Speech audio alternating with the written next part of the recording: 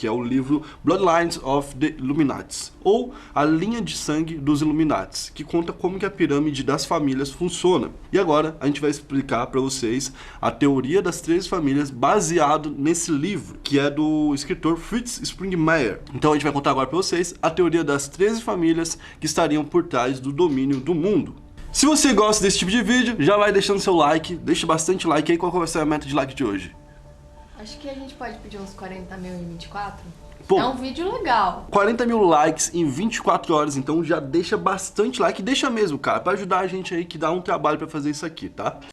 Pra explicar a pirâmide pra vocês, eu tenho que explicar como ela funciona. Imagina que a pirâmide é tipo o Poço. Lembra do filme O Poço? Se você não viu o filme O Poço, eu vou explicar pra você. Basicamente, as pessoas que estão embaixo dessa pirâmide, elas acabam não tendo muito poder. Elas não têm muitas opções. Elas estão lá no final. E quem tá no final, tá pior. Cada camada acima manda nas camadas abaixo, entendeu? E essas camadas têm poder sobre as de baixo e cada camada superior tem menos pessoas. Ou seja, quanto mais acima e quanto mais poder tem, menos pessoas tem. No final, a gente chega a um número de 13 famílias que estariam com o poder total do mundo. Seria isso. A primeira camada seria a camada da população, que é a camada onde está eu, vocês e todo mundo. Essa camada é onde tem quase que 100% da população do mundo, tá ligado? Onde está a grande maioria da população, onde fica todo o povo ali. Essa camada é a camada mais pobre e que não tem poder sobre ninguém diretamente, ou seja, não é patrão de ninguém, não tem controle sobre ninguém, mas, por outro lado, é a camada que tem o maior poder, que é o poder da massa, ou seja, o poder de compra, o poder de crença, o poder de tudo. Se uma religião for popular no mundo, seja judaísmo ou cristianismo ou qualquer uma, ela precisa de pessoas crendo nela para ela ser popular. Ou então uma marca muito grande tipo a Coca-Cola. Ela precisa de pessoas comprando a Coca. E toda essa parte da população da camada 1, toda essa população, ela de certa forma é manipulada pelas camadas de cima. E então as camadas de cima usam ferramentas para poder manipular essa camada aqui, certo? Então vamos para a camada 2 que vocês já vão entendendo com o passar da pirâmide. A camada 2 é a camada responsável pelo controle da população. Seria uma camada que consegue controlar os dogmas e tudo que envolve a nossa sociedade, certo? Eu separei em 4 principais ferramentas de controle dessa população: religiões, educação, governo e mídia. Então, tipo assim, essas 4 ferramentas seriam as 4 principais ferramentas de manipulação do povo. E aqui estariam, nessa segunda camada, então, o governo, todos os governos, que daí seriam os estados, como os estados, tipo, o estado do Brasil, né? O Brasil é um estado, não um estado que são os estados dentro do Brasil.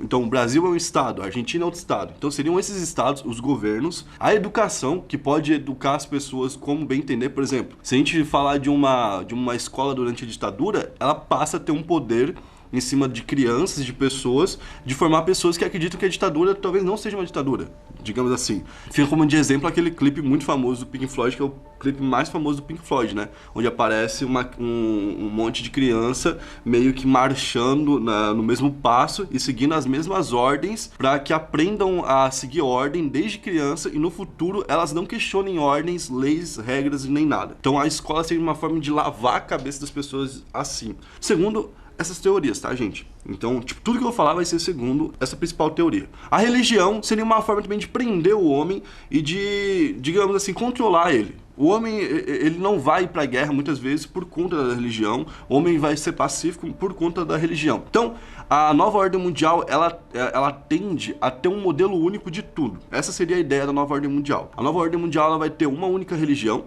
para todo mundo, uma única educação para todo mundo e um único governo e uma única mídia. Seria um negócio assim, se a nova ordem mundial chegasse a um último estágio, né, que seria o estágio de controle total do planeta por essas famílias. Então, essas 4 ferramentas são muito valorizadas e elas ficam aqui na segunda camada. Agora vamos falar da camada 3, que é a camada acima da camada 2, do controle da população, e da camada 1, da população. Essa camada é a camada de controle dos recursos mundiais. O que isso significa? Que é a camada onde ficam aqueles poderes que são muito ligados ao financeiro, certo? E aí a gente vai falar de grandes empresas, por exemplo. Uma empresa igual ao McDonald's, que tem tanto poder, mas tanto poder que ela se torna um gigante dentro de um certo mercado, que é o mercado, por exemplo, de venda de hambúrgueres, batata e coisa do tipo, que é os fast foods, ela se torna uma empresa que caberia aqui. Ela estaria no comando de um mercado, ou seja, no comando de algum lado financeiro, digamos assim. Além de marcas grandes como McDonald's, Coca, Nike, todas essas marcas gigantescas que existem por aí. E aí eu não tô falando que essas marcas fazem parte, tá, dessa pirâmide nem nada do tipo, é só uma forma de exemplificar. A outra parte que também entraria aqui são as bolsas de valores que são capazes de afetar até mesmo essas marcas, né? Seria a bolsa de valores de Wall Street, por exemplo, que ficou famosa depois do filme Lobo de Wall Street, e também a bolsa de valores aqui do Brasil. Essas bolsas de valores de cada país, no caso, né? Elas estariam no controle para dar o valor para essas marcas, seja ela McDonald's, Nike, Coca ou qual for, certo? E além dessas duas vertentes, ainda tem uma terceira vertente, que seriam as empresas responsáveis pelas transações de dinheiro, que aí eu coloco como exemplo a Mastercard, por exemplo. Seria, né, uma boa forma de exemplificar isso aqui. Espero que vocês estejam entendendo ainda, que não esteja tão confuso. Então, aqui seriam os poderes fiscais. Por quê? Porque os poderes fiscais, de certa forma, quem tem o dinheiro manda em tudo. Então, quem tem o dinheiro controla a mídia. Como que quem tem o dinheiro controla a mídia? O McDonald's, por exemplo, fala que se tiver tal tipo de... Eu tô dando um exemplo, eu não tô falando que o McDonald's faz isso, tá? Mas digamos que uma empresa tão grande quanto o McDonald's chega pra novela e fala assim, se não tirar tal personagem que tá dando errado, a gente vai tirar o patrocínio. Vou dar um exemplo que aconteceu no Brasil. O Rafinha Bastos fez a piada da Vanessa Camargo. Na época, os empresários da Claro meio que notificaram a CQC que se o Rafinha Bastos não fosse demitido ou não pedisse desculpa, na época, a Claro ia tirar o patrocínio do CQC. Com isso, o Rafinha Bastos falou que não ia pedir desculpa e o CQC demitiu o Rafinha Bastos. Então, você vê uma forma clara de essas empresas conseguirem interferir na mídia. E isso rolaria também na educação, na religião e nos governos. Então, essa manipulação rola dessa forma. A camada 4 é a camada de controle financeiro mundial. E aí seria uma camada meio que parecida com a anterior. Só que a diferença é que essa camada aqui, ela é uma camada de controle realmente muito mais ligada ao controle só. Não tem muita empresa, aqui não teriam, por exemplo, um McDonald's, tá ligado? Tanto é que tem a camada abaixo só para eles, para essas empresas. Aqui cabe, por exemplo, algumas instituições que eu separei para vocês, que é a Receita Federal, que seria uma instituição que pegaria o dinheiro das pessoas e tomar o dinheiro das pessoas como uma forma de imposto e coisa do tipo, é aqui visto como uma forma de controle global, tá? Então a Receita Federal entra nisso. Tanto é que entra a Receita Federal, entram os juros e aí entram algumas outras entidades. O Banco Central, que é o banco que cuida da economia de cada país. No Brasil, por exemplo, tem o Banco Central do Brasil. Estaria nisso aqui, porque ele comanda toda a economia do país. Aí eles prestariam serviço a um outro banco, que é o Banco de Compensações Internacionais, que é um banco que supervisiona todas as transações internacionais de cada banco central de cada país, entendeu? Você vê como é uma coisa que cada vez vai crescendo mais e tomando mais proporções. E também o FMI, que é o Fundo Monetário Internacional, que foi um projeto criado depois da Segunda Guerra Mundial, quando eles perceberam que realmente o mundo tinha quase acabado, que tinha dado um problema muito grande na Segunda Guerra Mundial e que eles queriam que o mundo se conectasse de várias formas para que não houvesse mais guerras. Então, tipo assim, o mundo tinha que estar conectado de todas as formas. Politicamente, para debater todas as formas de política e as diferenças políticas entre os países, e não só politicamente, como economicamente, educacionalmente, e tudo isso, e todos esses encontros onde os maiores líderes do mundo se encontram para falar sobre o que vão fazer com o mundo, seriam encontros para poder coordenar essa camada aqui, essa camada financeira, certo? Essa é a última camada financeira então, porque a camada 5 é a camada chamada de a mesa redonda por alguns, ou então seriam as grandes instituições globais, que são as instituições que comandam aquelas de baixo que eu falei. Uma instituição que também foi criada depois da Segunda Guerra Mundial e que tem a mesma utilidade do FMI, digamos assim, que é de unir o mundo e tudo mais, mas aí tem um outro foco, é a ONU, que é a Organização das Nações Unidas. E vocês veem, por exemplo, que agora, né, nessa época de pandemia e tudo mais, toda hora você vê a ONU falando sobre algum país e se metendo nas atividades de todos os países. Além da ONU, que talvez seja a organização mais famosa dessa parte da pirâmide, temos várias outras organizações de encontro de pessoas muito inusitadas, como por exemplo o Clube de Roma, o Club of Rome. Esse Clube de Roma, ele foi um clube que foi fundado nos anos 70 e ele também reúne várias pessoas inteligentes e coisas do tipo para poder conversar sobre o futuro da economia, educação e coisas do tipo, certo? Muito parecido com o que é a ONU. Só para vocês terem uma ideia, esse Clube de Roma, ele tem várias pessoas que vão participando e formando um conselho que a cada 4 anos vai mudando, certo? A cada 4, a cada 3, depende da época. E lá nesse clube a gente tem várias pessoas famosas pelo mundo e muito poderosas. Um exemplo que eu achei lá, que está no próprio site, vocês podem ver no site do Club of Rome, seria o ex-presidente do Brasil, Fernando Henrique Cardoso, que é o FHC, que estaria lá como um membro honorário. Então, tipo assim, tem muita gente poderosa ali, Muita gente que vai conversar ali, e segundo essa teoria da conspiração, ali rolaria todo o esquema de controle do mundo. Uma outra organização muito importante é a Chatham House. Essa Chatham House, ela existe desde 1920, que é logo ali depois da Primeira Guerra Mundial. E você vê como as guerras mundiais tiveram um papel muito importante aqui em construir esse mundo mais interligado e tudo mais. E seria um outro grupo de estudos, mas um grupo de estudos voltado muito mais para política global. Esse daqui seria um outro tipo de grupo de encontro. Todos esses grupos são grupos de encontros globais. Vocês podem ver que é isso, por isso que eu falei no início. Outro clube que também tem importância é o Clube de Bilderberg. Esse Clube de Bilderberg, ele basicamente foi construído quando eles viram que depois da Segunda Guerra Mundial, os Estados Unidos estavam ficando meio que antipático na Europa. A galera da Europa não estava gostando dos Estados Unidos. E uma galera dos Estados Unidos que estava na Europa na época viu isso e criou o Clube de Bilderberg para poder juntar a Europa aos Estados Unidos, assim, culturalmente falando, de certa forma, aproximar, né? E um outro órgão que estaria nisso tudo, que seria o último órgão dessa camada, seria o Conselho de Relações Exteriores, que foi criado também na década de 20, você vê que até as datas meio que se batem, de certa forma, e foi criado em Nova York para poder compreender todas as relações exteriores que rolariam com os Estados Unidos naquela época, certo? Então, esse é o fim da quinta camada, que são as organizações globais que mandam nas organizações financeiras internacionais, que mandam nas organizações financeiras menores, que mandam naquelas outras organizações que mandam na população, que mandam a população. Então, tipo, você vai vendo que um manda no outro, né? A camada 6, que seria uma das últimas camadas já, é a camada do Comitê dos 300. O que seria o Comitê dos 300? O Comitê dos 300 surgiu em 1700, no início das conexões dessas famílias aqui, e no início do poder de uma das principais famílias, se não for a principal família, que é a Rothschild. Na época, a família Rothschild estava meio que controlando o mundo, e eu já vou explicar isso pra vocês logo quando eu terminar de explicar essa pirâmide, tá certo? E a família Rothschild, dominando, de certa forma, a economia global, montou um comitê que era o Comitê dos 300, que eram 300 pessoas que juntas tinham uma boa parte do poder global. E ali surgiu esse grupo, que seria um grupo que mandaria em tudo isso, que mandaria na ONU, que mandaria em todos esses outros grupos globais e que mandaria em todo o resto.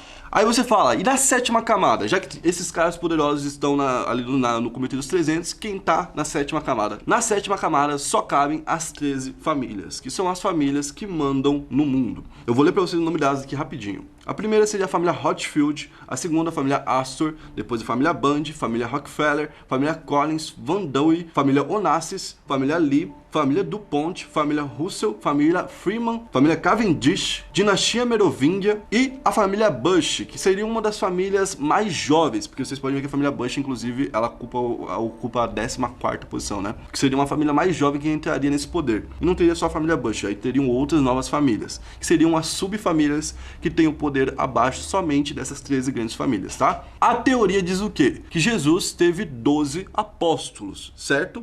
Jesus teve 12 companheiros ao lado dele, e por isso Satanás teria 12 companheiros. Cada um desses companheiros formou uma grande família, e seriam as 12 famílias ao lado de Satanás. E quem então seria a 13ª família? Seria a própria família de Satanás.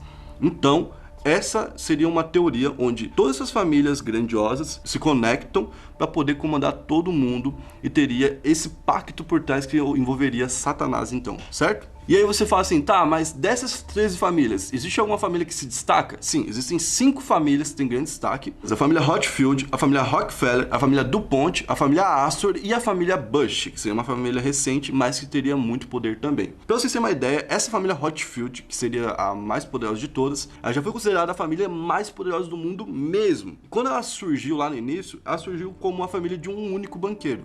Quando surgiu essa primeira família, lá nos anos de 1700, o chefe dessa família formou um banco.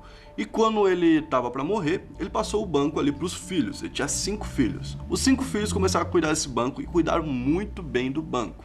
Então cada um deles abriu seu próprio banco. Só que eles pensaram, vamos construir isso de uma forma ao redor da Europa. Então, de certa forma, eles conseguiram meio que cercar a Europa com seus bancos. Além dos bancos, os Rothschild tinham sua própria companhia de entrega de cartas. Como assim? Se uma coisa acontecia em uma capital da Europa, as notícias disso eram enviadas através de cartas para os outros caras poderem saber. Então, tipo assim, os 5 irmãos sabiam de tudo que acontecia na Europa. E como eles estavam espalhados por toda a Europa, eles meio que acabavam sabendo de tudo que acontecia. Então, naquela época, de certa forma, eles já estavam criando uma linha que hoje a internet facilitaria muito, né, para eles. Mas naquela época, eles já estavam criando uma forma de se conectar. E dessa conexão foi onde surgiram as primeiras grandes reuniões, onde eles se reúnem para poder conversar sobre o futuro do mundo e o futuro da economia, principalmente da Europa, que era onde eles mandavam. Ali começaram a surgir as primeiras conexões com outras famílias, que eram famílias que tinham poder também, assim como a família dos 5 irmãos. E aí as famílias começaram a se unir, se juntar, e nesses almoços onde eles conversavam,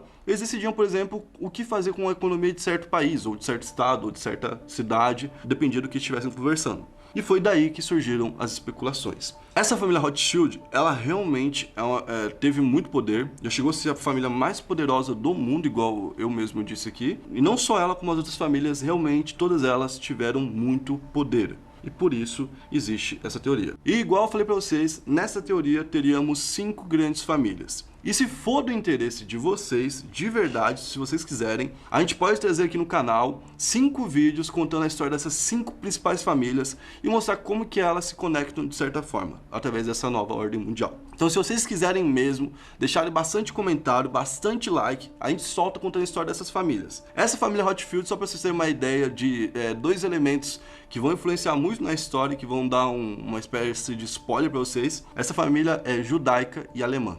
Então, pensa aí um pouquinho o que aconteceu na nossa história, pensa aí como isso pode interferir no mundo e pensa se vale a pena ou não. Então comenta aí, vê o que vocês querem, se vocês quiserem, a gente lança ainda esses 5 outros vídeos contando a história dessas famílias para vocês, beleza? Esse foi o vídeo de hoje, explicando um pouco essa pirâmide, explicando de onde vem essa teoria dos Illuminati, essa principal teoria, e também explicando um pouco sobre essas famílias, beleza? Esse foi o vídeo de hoje, espero que vocês tenham gostado. Se você gostou, deixa o seu like, se inscreve no canal e assiste os nossos outros vídeos. Por exemplo, vou indicar para vocês o vídeo sobre o Bill Gates, o vídeo sobre o Jeff Bezos, o vídeo sobre Mark Zuckerberg e o vídeo sobre Steve Jobs, que saiu no canal aí essa semana. Valeu, é nóis, até a próxima.